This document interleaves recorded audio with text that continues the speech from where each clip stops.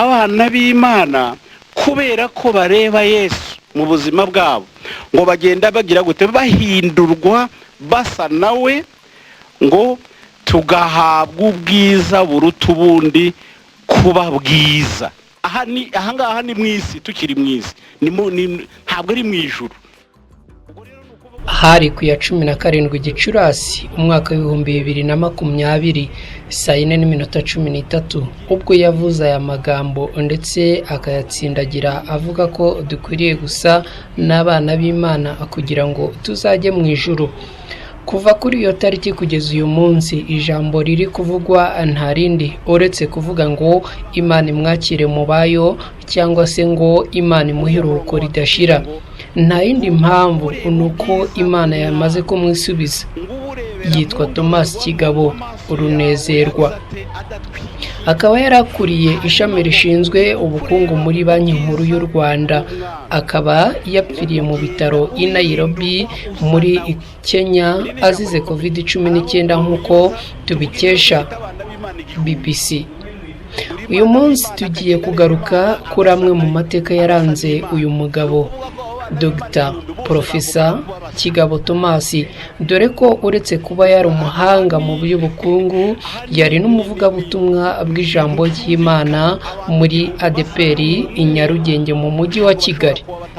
Nitwa Nyakwigendera aha ni ku Ibenderatv. Mbahaye ikaze.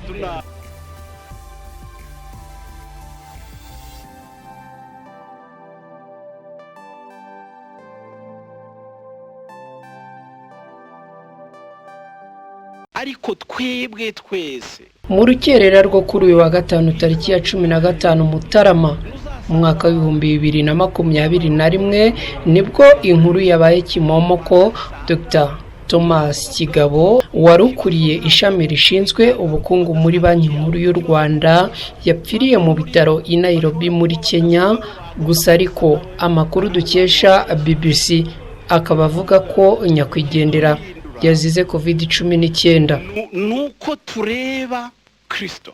Ni inkuru yagiye igarukwaho na benshi, yanateye benshi agahinda aho bagiye bamwifuriza iruhuko ridashira. Nyuma y'ibi reka duterera akajisho hirya no hino tugaruke kuri amwe mu mateka y'uyu mugabo benshi bahamya ko yari inyangamugayo. Haratubwira indorerwamo, haratubwira ngo ijambo ry'Imana ngo ni nk'indorerwamo. Ijambo ry'Imana ni nk'indorerwamo, ni ukuvuga ngo abana b'Imana hari ibiryo barya. Amazina yitwa Professor Dr. Kigabo Thomas Rusuhuzwa. Bivugwa ko yavukiye mu gihugu cya Repubulika Iharanira Demokarasi ya Kongo, nyuma akaza kuza mu Rwanda nyuma y'intambara yo kubohoza u Rwanda mu mwaka w'1995. Professor Dr. Kigabo Thomas ni umugabo waruri mu myaka ibarirwa hagati ya 55 na 56, akaba kandi yarafite umugore uririmba muri korali Hoziyana y'Inyarugenge. Bakaba bari bafitanye abana barimo abahungu n'abakobwa. Akaba kandi yaherukaga gushyingira umwe muri aba bana be. Professor Kigabo atabarutse yari afite impamyabumenyi y'ikirenga PhD mu by'ifaranga, ibaruramari n'ubukungu mpuzamahanga yakuye muri kaminuza ya Lyon mu gihugu cy'Ubufaransa.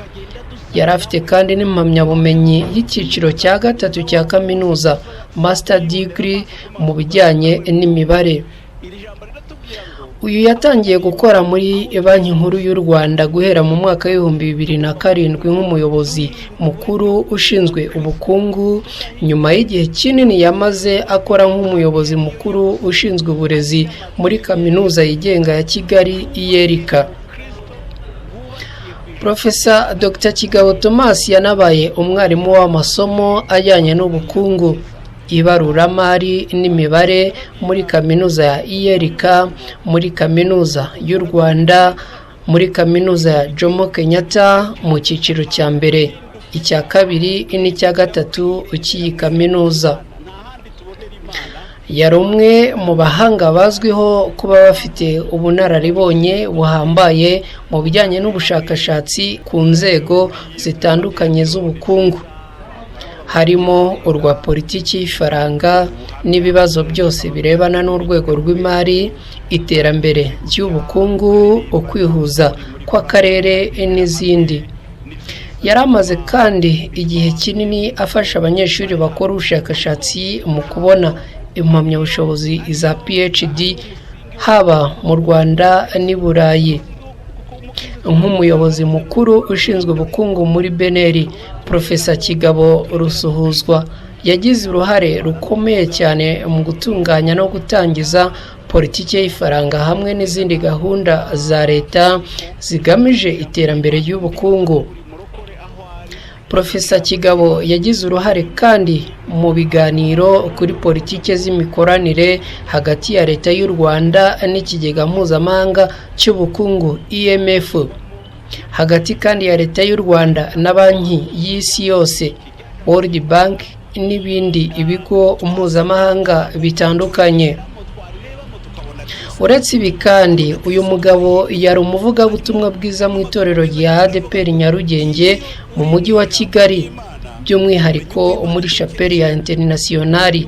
Akaba yaravukiye mu muryango ukijijwe agakomeza mu gakiza kugeza n'uyu munsi atabarutse. Bamwe mu bakoranye nawe muri ADEPR bavuze uko bamuzi n'icyo bazamwibukiraho. Uyu ni Evangeliste Nzaramba Jean Paul bakoranaga kuri ADEPR Nyarugenge. Twabanaga muri paruwase imwe. Mu bintu rero mu bintu muziho mu by'ukuri yari umugabo w'umukristo kandi mwiza, kandi hamwe n'umwanya afite yari afite mu buzima busanzwe. Yari umugabo wicisha bugufi, umugabo uri simple cyane, abana n'abakomeye n'aboroheje, abato n'abakuru, kubana n'abakire ukabana n'abakene, ujye kubana n'abize n'abatarize. Yari umugabo ubana n'abantu bose. Ikindi muziho ni umugabo uvugisha ukuri mu buzima bwe busanzwe no mu kazi no gukora mu mirimo ya buri munsi. 55 na 56 yari aho ngaho, sinzi kwibuka neza ariko ni muri iyo myaka, ni 55-56 gutyo. Urumva rero ni umugabo ibintu yigishaga yabihuzaga n'ubuzima bwe. Ku rundi ruhande niki Profesa Dr Kigabo Thomas azibukirwaho? Evangeliste Nzaramba Jean Paul arakomeza. Hanyuma ikindi nakubwira wenda giheruka, ukunda kwitangira ku murimo w'Imana. Mu by'ukuri agakoresha amafaranga yo mu murimo w'Imana. Ndabizi cyane nk'umuntu abanye nk'umuntu kandi nanjye w'Nyarugenge ndabizi cyane. Ikindi ndakundaga gufasha abantu, ndabizi gufasha abakene, gufasha abantu batishoboye, ndakizi cyane nacyo.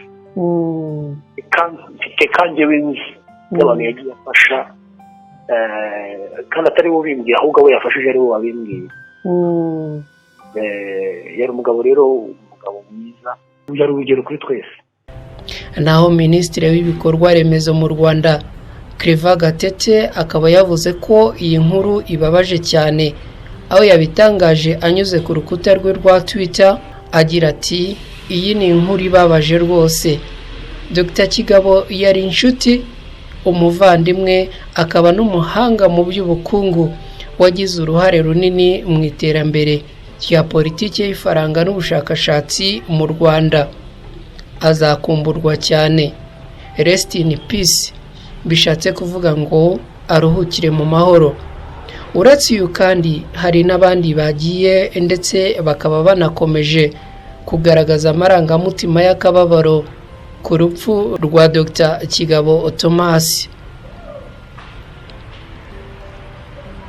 Ni inkuru ibabaje, ni inkuru ikomeye, kandi inkuru igoranye kuyakira kuri buri muntu uwo ari we wese. Rimwe na rimwe biragora ndetse ntibishoboka neza kuvuga umuntu w'ibigwi nk'uyu ngo ubirangize, ariko umunyarwanda yaravuze ngo ararekwa ntashira. Ibenderatv tumwifurije kugira iruhuko ridashira. Nitwa Nyakwigendera Dr. Mugira amahoro mwese.